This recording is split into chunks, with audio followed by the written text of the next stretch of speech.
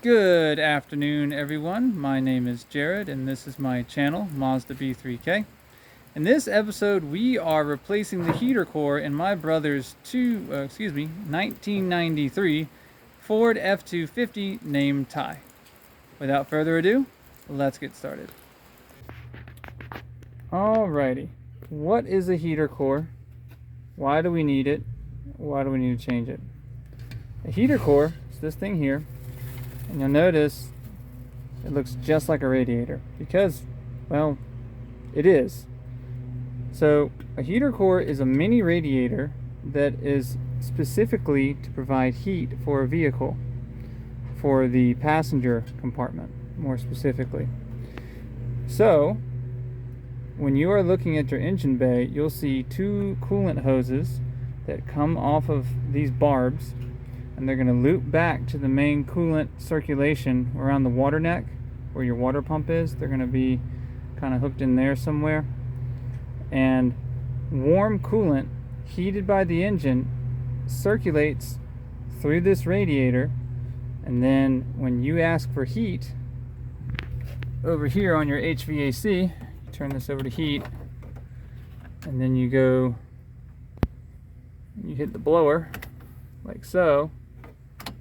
The blower is going to blow across this radiator, which is going to be the temperature of your coolant. So it's going to be like 190 odd degrees or so. And then you will get nice, hot, toasty heat coming through your vents. Now, as it is a radiator, it can become plugged. It can become blocked. It can fail and leak. So in any of these situations, replace your heater core. They're not terribly expensive. The big issue is on more modern vehicles, they're really hard to get to. But since this is an old truck, all we need to do is reach around underneath the glove box. So that's what we're about to do. Alright, please excuse the wind noise. Shouldn't be too bad because we're not in the direction of the fan specifically. But right over here, right up against the firewall, those are the two barbs that come off the heater core. That's what it looks like on this side. You'll have two hoses that come off of that. They come down, and right now we have the engine out, but they would come out to right around, right over in here. That's where it's going to come in. So don't quite know exactly where right this very second. I'm still not 100% familiar with this engine. It might be here and here. But your heater core hoses will come over here so they can enter the coolant loop with everything else in the engine. For removal, first thing we have to do is we got to drop the glove box. So just kind of take the tabs, squeeze them in, let it drop, make a giant mess of everything. There we go. Let it all out. You'll feel better in the morning.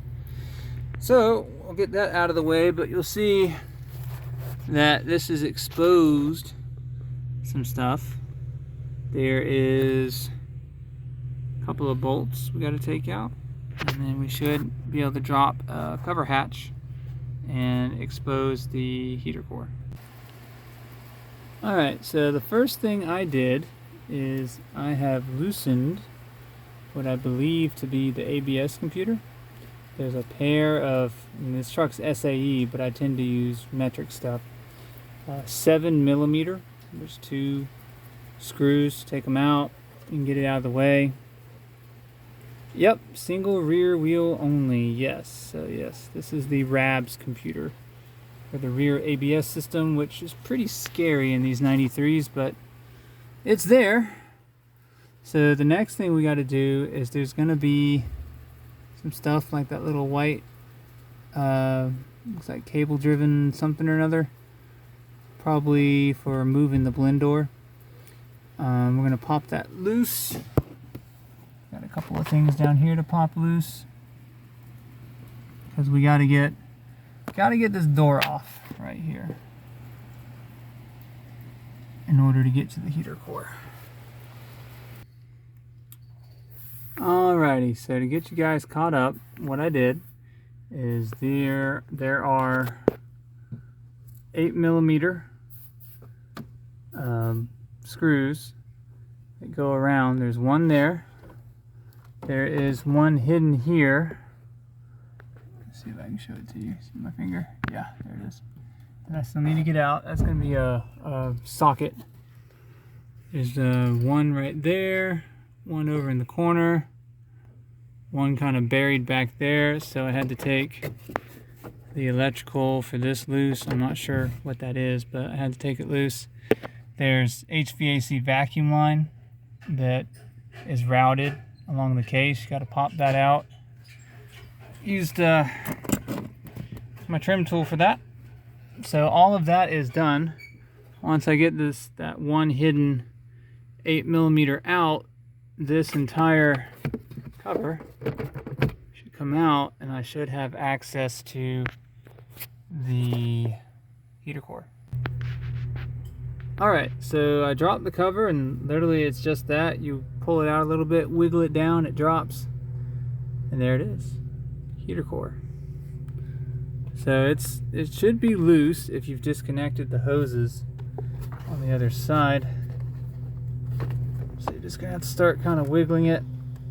I'm gonna need 2 hands for it, but wiggle and pull back, because remember, you've got to get the barbs that are coming out of the top clear. So my suggestion to you would be pull the top back until you get those barbs clear, and then you can just start working the bottom, and you should just be able to drop it down through the space created, and then you can go ahead and insert your new heater core.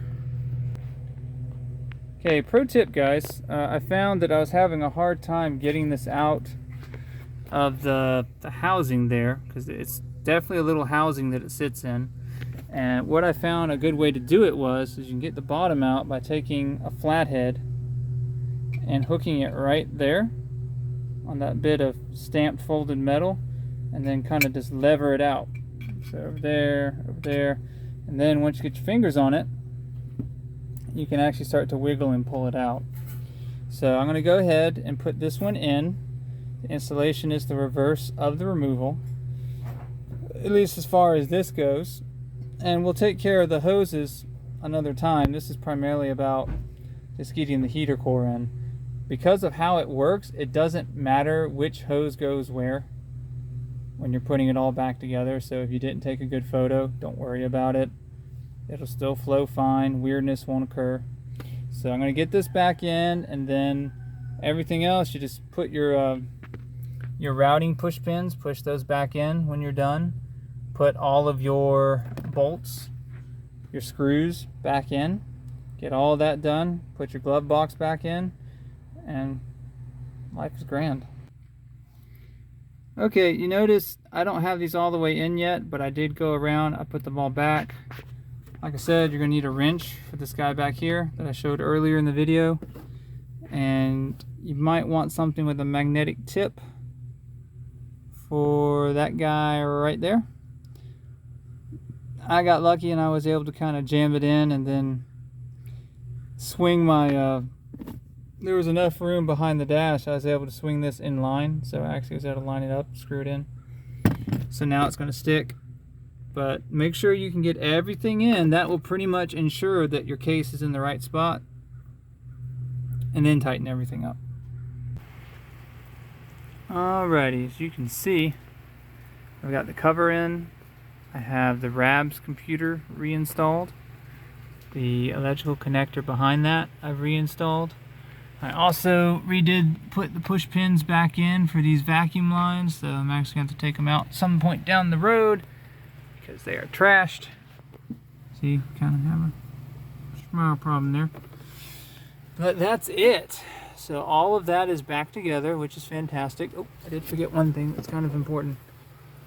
Up here, this has got to be pushed back into its little holder, which I gotta find. So let me find that. It goes sideways. Oh, it went sideways. Alright, so you see there's the end that slides in, the actual hole for it. I know you can't really see it very well. It goes right here towards the firewall. So, and it's important you get this in because this is, see that wire coming out right there? I know my camera is not really doing a very good job, and I apologize. But that wire right there, that most likely is connected to the to a control, probably for the blend door for temperature. And if it doesn't have something to pull against, it's not going to actually move the blend door. So if you don't put this back in, that breaks. So that's kind of an important thing to do. Let me get that in. Once that's in, we're done. And we just need to reinsert the glove box. So remember, when you're putting your glove box in, you've got a post over there that's got to pop back in.